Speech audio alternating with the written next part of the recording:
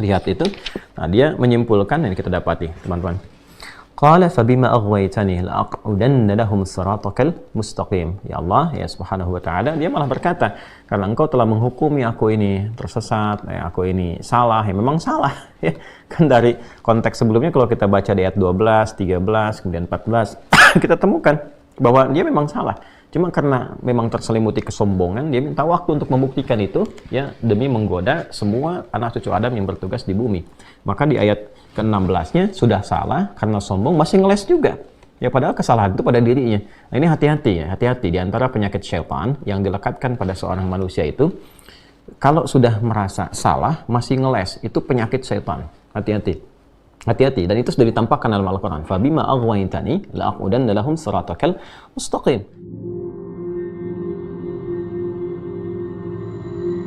Sementara syaitan saat yang bersamaan juga menyampaikan kepada Allah untuk membuktikan lagi. Dan disinilah yang ingin saya tegaskan bahwa fitrah syaitaniyah itu, fitrahnya setan itu memang betul-betul terselimuti oleh kesombongan, keburukan, sehingga tidak mengenal kata kebaikan.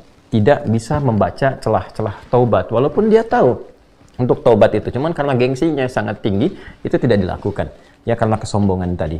Maka dia mengajukan, alih-alih dia bertaubat, ya meminta pengajuan Rahman dan Rahim ya Allah, kasih percikan kasih dan sayangnya Allah untuk diberikan ampunan, malah dia mengajukan proposal keburukan ya untuk menggoda kembali keturunan Adam dan Hawa alaihi wassalam selama menjalani kehidupan di bumi untuk membuktikan kesombongannya. Itu terekam sempurna di surah Al-A'raf yang tempo hari kita bahas. Ya, jadi kalau teman-teman baca surat yang ke-7 Al-A'raf di ayat yang ke-16 ya. Coba kalau kita lihat itu, nah dia menyimpulkan yang kita dapati, teman-teman.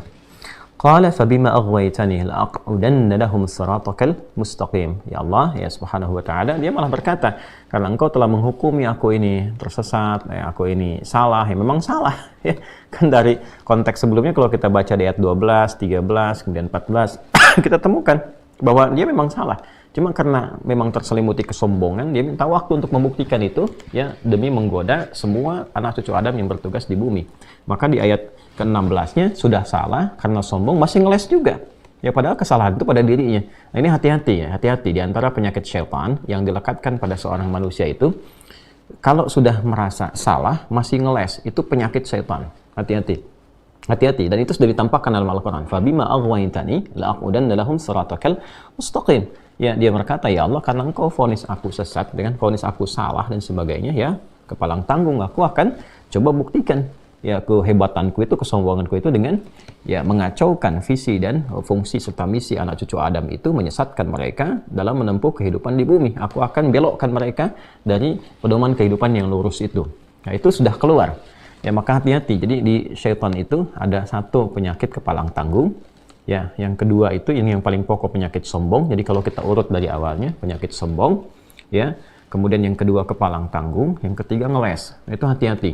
Jadi kalau ada batarul haq kata Nabi itu waghamtun nas, sifat merendahkan orang dan menolak kebenaran, itu sudah warisan syaitan yang diberikan, diinjekkan, diwaswaskan kepada setiap manusia itu. Ya agar dia anti dengan kebenaran. Maka hati-hati jika kalau sudah ada bukti yang sangat jelas, yang sangat otentik, kebenarannya masih ditolak juga, nah itu tandanya ada dalam penguasaan syaitan. Ya, dan mesti segera beristighfar kepada Allah, berlindung supaya tidak jauh terlalu dalam. Kalau sudah terlalu dalam itu nanti was-was yang lain datang. Ya, apa was-was yang lain? Kepalang tanggung. Ya udah, nggak enak nih, udah kepalang tanggung, udah masuk ke situ, ya cari aja jalan yang lain. Yaitu ngeles pada akhirnya. Nah ini tiga ini tipikal ini ya, mesti hati-hati. Nah kita yang melihat misalnya ada potensi demikian, sepanjang dia manusia kita doakan. Ya jangan dijerumuskan terlalu dalam. Ya kadang-kadang kasih Allah mengirimkan orang-orang baik lagi, menerangkan lagi ya, dan kita doakan supaya kembali pada jalan yang benar. Musuh kita cuma syaitan. Ingat, musuh kita cuma syaitan. Jangan ditambah lagi. Ya, jangan ditambah lagi. Nah, ini gambarannya. Jadi ini gambaran pokok nanti yang terkorelasi di Al-Baqarah dengan Al-A'raf. Jadi Al-Quran itu ayatnya satu dengan yang lain itu saling terikat untuk saling memberikan keterangan. Sehingga dalam ilmu tafsir itu dikenal dengan istilah 2S 1L itu ya. 2S itu satu siyak. Ya, apa yang kita bahas misalnya Al-Baqarah ayat ke-38 misalnya. Nah, maka nanti apa hubungan dengan yang sebelumnya? Sibak. Ya, dengan 37, 36, 35 sampai ke Al-Fatihah. Nanti ada lihaq dengan ayat yang seterusnya. Ya, bahkan pindah surah dari ayat ke-39 Al-Baqarah 40 sampai ke An-Nas. Nah, itu terkorelasi dengan yang lain.